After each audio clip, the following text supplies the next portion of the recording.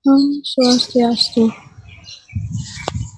Perkenalkan, nama saya Anastasia Ramadhani, NIM 124 dari kelas A3 REA. Saya dari kelompok 6 akan menjelaskan tentang progres 1. Progres 1 yang saya bahas itu tentang Office. Nah, progres 1 yang pertama itu ada konsep, yang kedua ada tema, yang ketiga ada material, yang keempat ada studi kasus, yang kelima ada program ruang, yang keenam ada program kegiatan, yang ketujuh ada sirkulasi ruang, yang ke-8 ada persyaratan ruang, yang ke-9 ada suasana ruang.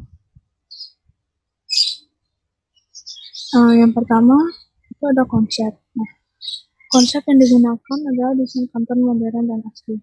Karena konsep yang ditampilkan juga berpengaruh terhadap karyawan atau arsitek untuk mewujudkan sebuah desain.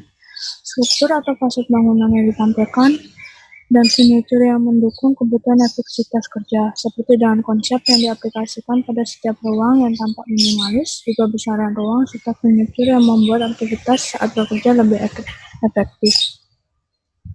Nah, yang kedua ada tema. Nah, tema pada desain kantor ini menggunakan desain tema modern, minimalis, dan bernuansa alam.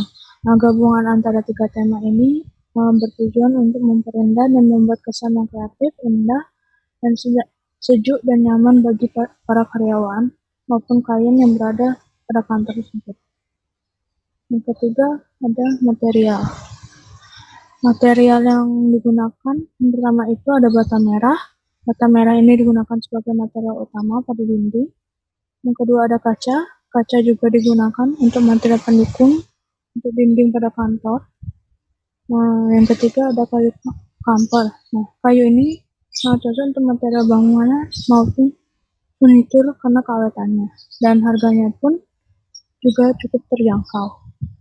Yang keempat ada keramik.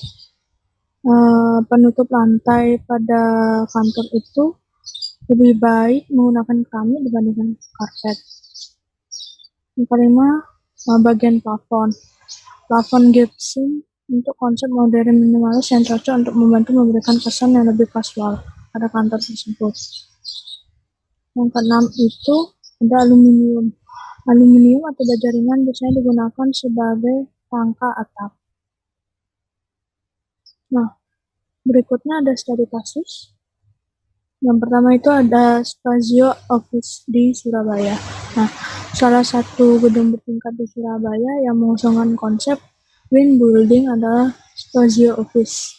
Ada evaluasi kajian terkait penerapan konsep Green Building yang bertujuan agar tema hijau ini tidak hanya dijadikan label bangunan tersebut, tapi juga ada wujud nyata yang diterapkan.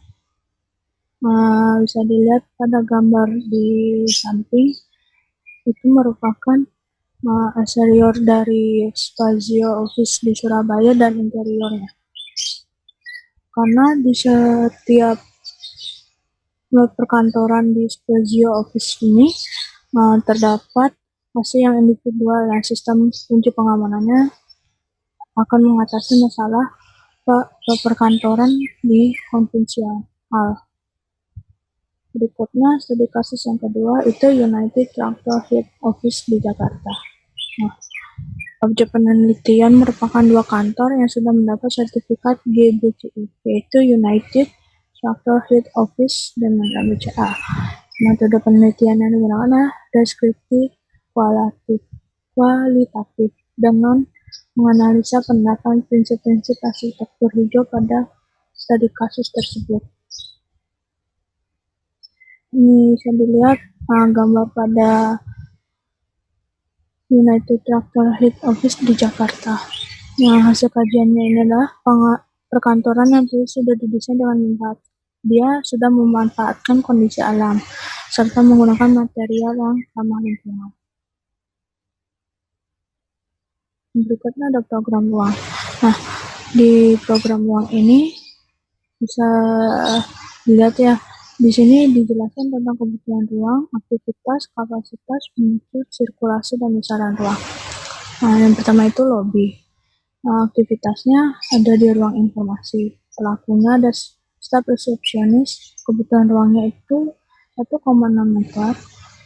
Jenisnya itu meja yang dibutuhkan ada 2. Terus administrasi staf resepsionis juga yang dibutuhkan kursi ada 4. Terus ruang tunggu untuk klien atau tamu itu 5 orang.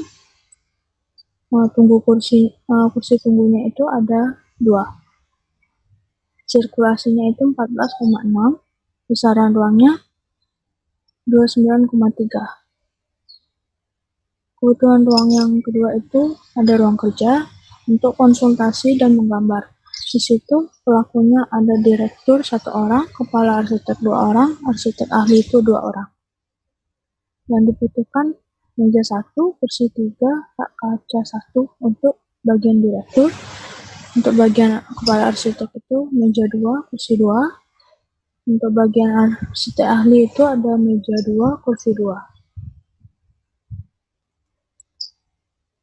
Lalu konsultan proyek yang dibutuhkan itu meja 3 dan kursi 3, dan aktivitas untuk menggambar untuk drafter yang dibutuhkan itu meja 3, kursi 3. Nah, total sirkulasinya itu ada 11,4 dan besaran ruang yang diperlukan itu 40. Lalu base area itu untuk istirahat para staf dan karyawan. Nah, itu yang dibutuhkan di sana. Mesurnya itu ada meja 4, kursinya 16. Sirkulasinya ada 10,68 dan besaran ruangnya 32. Lalu ada toilet untuk buang air kecil dan buang air besar. Nah, ini untuk umum. Nah, di situ setiap toilet terdiri dari 3 toilet, yaitu klosetnya ada 3, wastafelnya 2. Untuk sirkulasi 1,27 dan besaran ruangnya itu 5,5. Lalu ada pantry untuk membuat makanan dan minuman.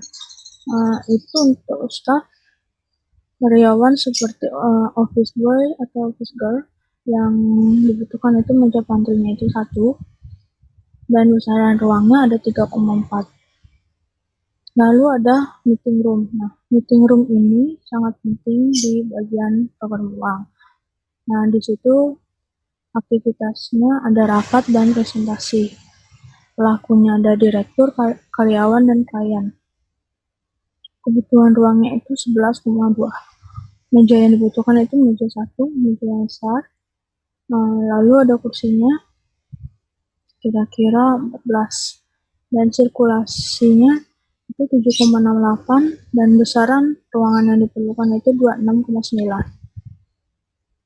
Lalu ada ruang gambar.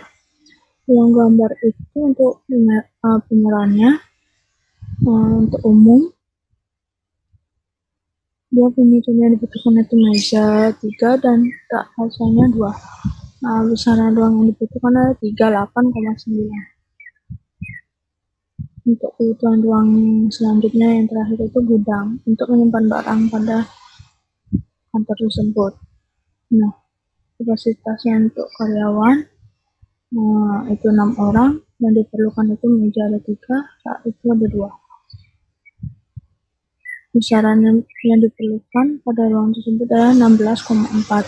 Nah, total luas bangunannya itu ada 192,4 meter persegi dan total tanah keseluruhan yang diperlukan itu 299,5 meter persegi. Nah, lalu ada program kegiatan. Program kegiatan itu penjelasan tentang kegiatan yang artinya aktivitas pelaku yang melakukan tugas atau perannya maupun tanggung jawabnya dalam fungsi tertentu. Nah, yang kedua itu ada proses kegiatan. Proses kegiatan itu ada gambaran sistematika dari tahapan dan alur kegiatan yang didasari oleh pelaku, aktivitas, dan jenis kegiatan yang biasa dilakukannya. Bisa dilihat dari diagram di bawah.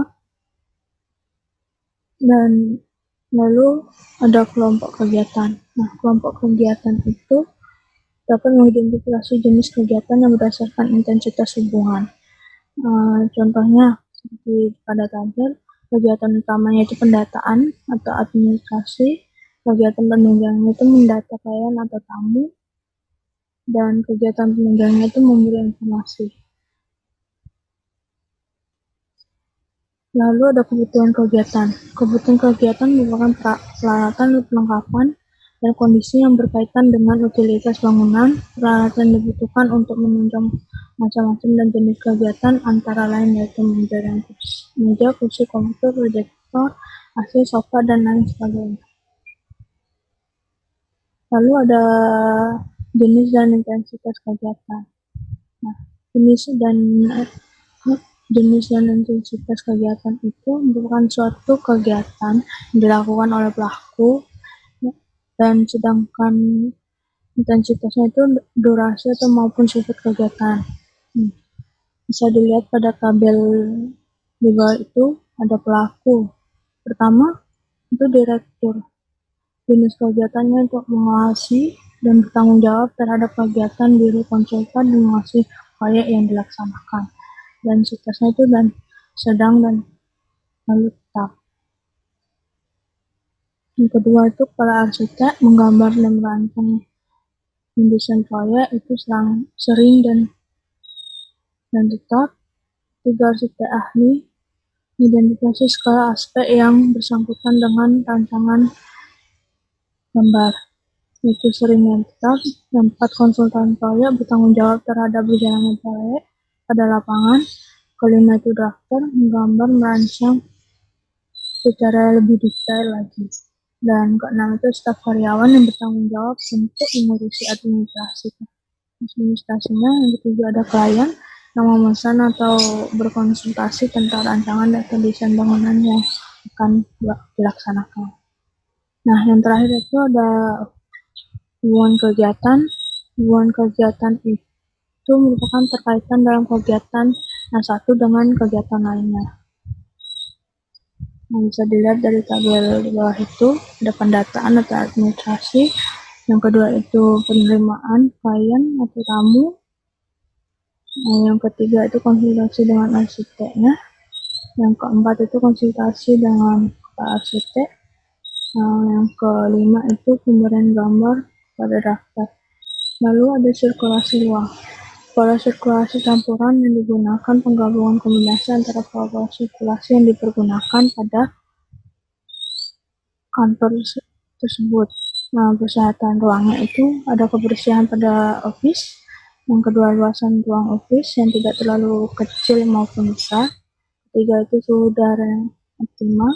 Keempat itu penerangan cahaya pada ruang-ruangan tertentu. Yang kelima itu penutup yang nyaman dan tidak mendapat mengganggu penggunanya. Lalu yang terakhir itu suasana pada ruang.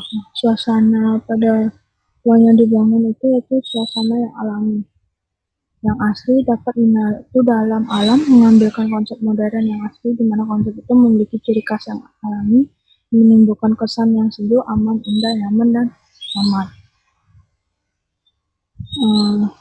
Sekian presentasi dari saya ucapkan terima kasih. Sampai.